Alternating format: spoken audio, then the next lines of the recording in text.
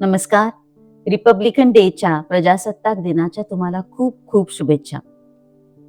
मध्यंतरी एक रील बघितला, ज्या रीलमध्ये अ, प्रजासत्ताक दिन का साजरा केला जातो हे ठिकठिकाणी फिरून फिरून एक जर्नलिस्ट अनेक लोकांना विचारत होता. आणि आश्चर्याची गोष्ट म्हणजे अशी की एखाद दुसरी व्यक्ती सोडली तर तो कोणालाही प्रजासत्ताक दिन का साजरा करतात याचं उत्तर देता येत नव्हतं.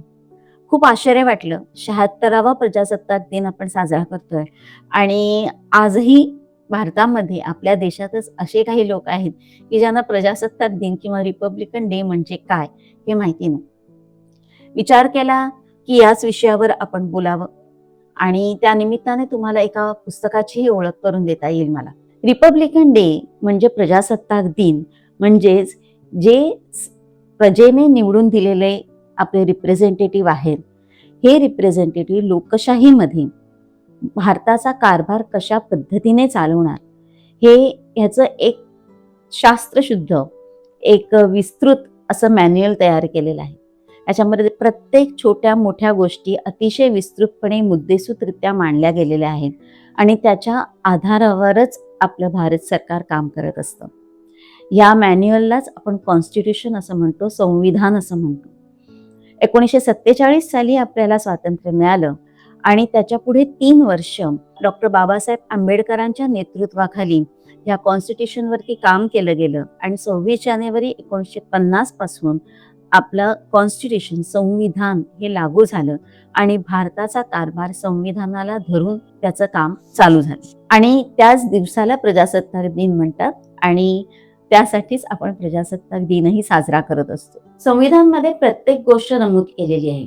त्यामध्ये मानवतेचे 7 प्रमुख अधिकारही नमूद केलेले आहेत.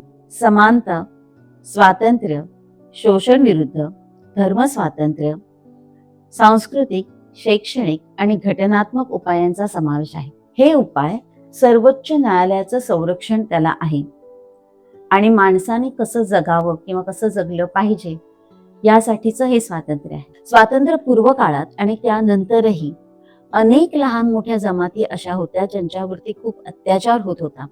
विशेषतः आदिवासी डोंगर भागात राहणारे जाती समूह होते, त्यांच्यावरती खूप अत्याचार होत होता.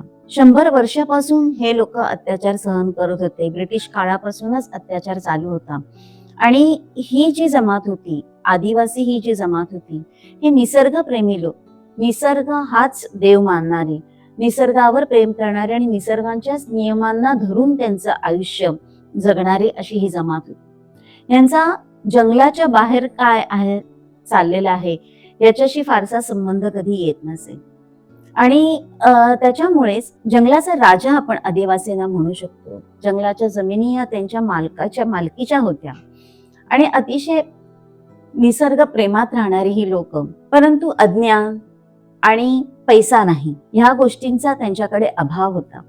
त्याच्यामुळे दुष्काळ किंवा अतिवृष्टीच्या काळात नैसर्गिक आपत्ती ज्यावेळी येत असे त्यावेळेला आपलं संरक्षण कसं करावं किंवा आपल्या कुटुंबाचं संरक्षण कसं करावं, हा काळ कसा निभावून न्यावा हे त्यांना समजायचं नाही. त्यांच्याकडे शेतीची उत्तम अशी साधनं नव्हती.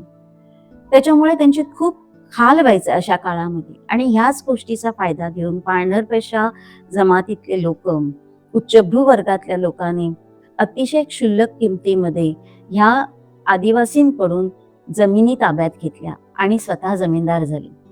जरी हे जमीनदार झाले तरी जमीन कसायची कशी किंवा जमीन कसण्यासाठी करावी लागणारी मजदुरी करण्याची यांची तयारी नव्हती.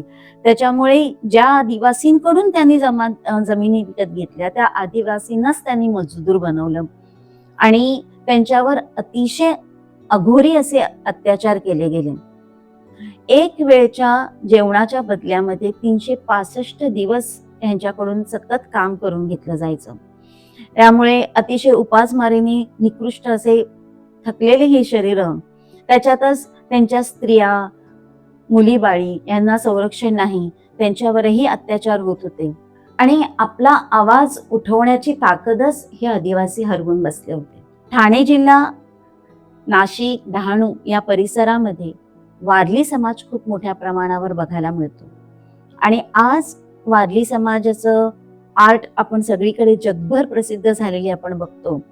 वारली समाज आता खूप नावारूपाला आलेला आहे, मोठा झालेला आहे.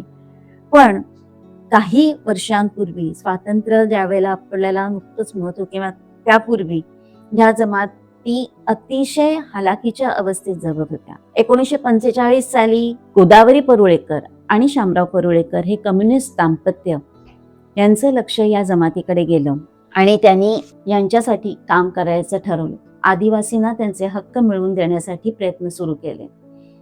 आदिवासी हे आपण माणूस आहोत हेच विसरून गेले होते. गोदावरी परुळेकर या पुण्याच्या सुसंस्कृत घरातल्या किंवा व्यवस्थित उच्च मध्यमवर्गीय घरातल्या त्या होत्या.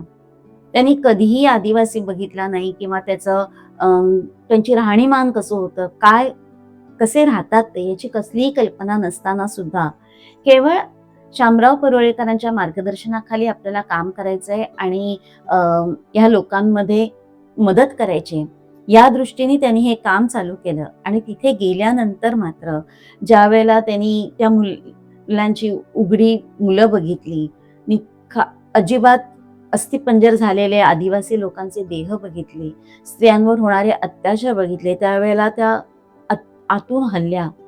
खायला अन्न नाही, प्यायला पाणी नाही, पाणी पिण्यासाठी 4-4, 5-5 मैल त्यांना चालत जावं लागायचं. आणि छोटे छोटे पाडे करून म्हणजे एक 10-15 घरांचं एक वस्ती, त्याला पाडा असं म्हणतात. ह्या पाड्यांमध्ये राहून हे लोक आपलं जीवन जगत होते.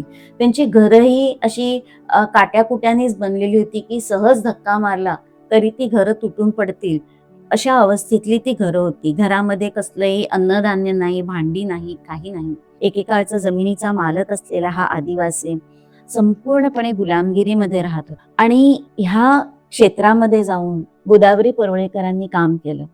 त्यांना त्यांच्यातला माणूस जागा करण्याचं काम केलं. माणसाचे अधिकार काय आहे, सरकारने वेठबिगारी रद्द केलेली आहे, या गोष्टीची त्यांना कल्पना नव्हती.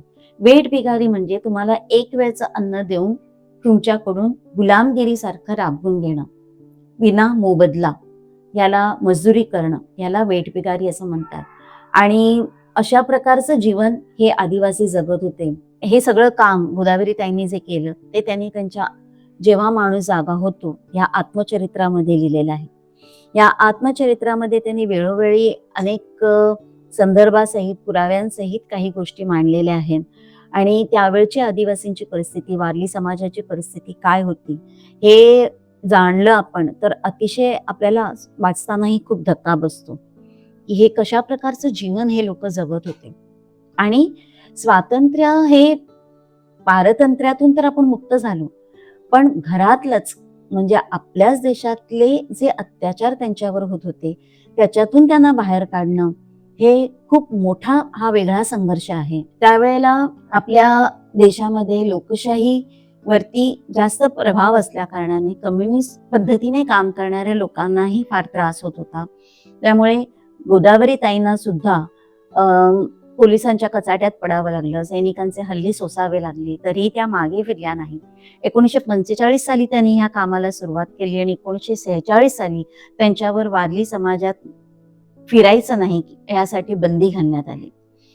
तरी सुद्धा गोदावरी ताई वेषांतर करून या समाजामध्ये फिरून फिरून अधिकार काय आहेत, कायदा काय सांगतो, मानव कसा जगला पाहिजे, माणूस कसा जगला पाहिजे, तुमचे काय अधिकार आहेत, वेठबिगारीला कशा प्रकारे तुम्ही तोंड द्या, नाकारा ह्या गोष्टी, या सगळ्यांसाठी त्यांनी स्वतः तिथे राहून आणि काम केलं. 3 वर्ष त्यांनी काम केलं आणि 1950 साली पोलिसांच्या त्या नजरेस आल्या आणि त्यांना अटक झाली आणि 3 वर्षाचा कारावास झाला. पण तिथपर्यंत गोदावरी ताईंनी वारली समाजामध्ये एक आपण माणूस आहोत याची जागृती त्यांनी आणलेली होती.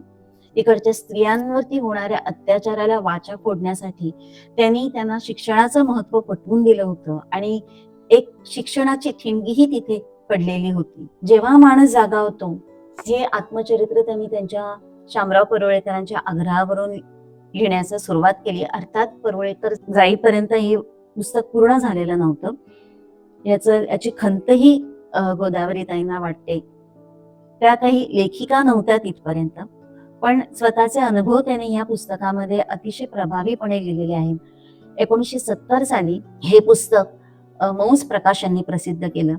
1972 साली या पुस्तकाला साहित्य अकादमीचा पुरस्कारही मिळाला. या पुस्तकामध्ये जे वर्णन केलेलं आहे ते वर्णन ऐकून आपल्याला कोणत्या परिस्थितीमध्ये हे लोक राहत होते याची कल्पना येते. आज आपण स्वातंत्र्यामध्ये राहतो आणि स्वातंत्र्य हे सहज मिळत नाही. स्वातंत्र्याची किंमत प्रत्येकाला मोजावी लागते आणि ह्या समाजालाही मोजावी लागली. एक ब्रिटिशांचं स्वातंत्र्य, ब्रिटिश राज्यवाटीतून आपण स्वातंत्र्य मिळवलं आणि एक ह्या जुलमी सत्ताधिकाऱ्यांकडूनही आपल्याला वेगळं प्रकारचं स्वातंत्र्य या जाती जमातींना घ्यावं लागलं.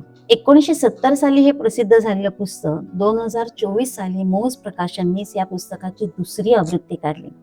हे पुस्तक वाचून अनेक कार्यकर्ते निर्माण झाले. इतकं हे पुस्तक प्रभावशाली आहे आणि 2024 सालीही हे पुस्तक छापायची गरज वाटली. याच्यातूनच या पुस्तकाची ताकद लक्षात येते की आजच्या काळातही या पुस्तकाची नितांत आवश्यकता आहे आणि हे पुस्तक प्रत्येकाने वाचावं.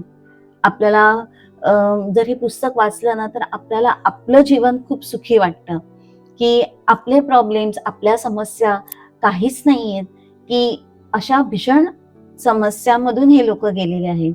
आपल्याला एक जगण्याची एक नवीन उमेद, नवीन हिंमत हे पुस्तक आपल्याला देतं. आज प्रजासत्ताक दिनाच्या निमित्ताने तुमच्याशी बोलताना गोदावरी परुळेकरांचं जेव्हा माणूस जागा होतो हे आत्मचरित्राची मी तुम्हाला ओळख करून दिली आणि नवीन वर्षामध्ये अशाच पुस्तकरूपी हिरकणींना तुमच्यापर्यंत घेऊन येण्याचा माझा मानस आहे.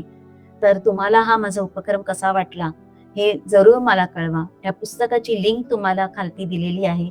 जरूर हे पुस्तक वाचा आणि आपल्या जीवनातले प्रॉब्लेम सोडवायलाही तुम्हाला नक्कीच बळ मिळेल याच्यामधून. आणि मी हिरकणी चॅनलला जो सपोर्ट देत आहे त्याबद्दल खूप खूप धन्यवाद. हिरकणींचं काम जास्तीत जास्त लोकांपर्यंत पोहोचवण्यासाठी मी हिरकणी चॅनलला सबस्क्राईब करा आणि तुमच्या कमेंटद्वारे तुमचे विचार आमच्यापर्यंत जरूर पोहोचवा. धन्यवाद.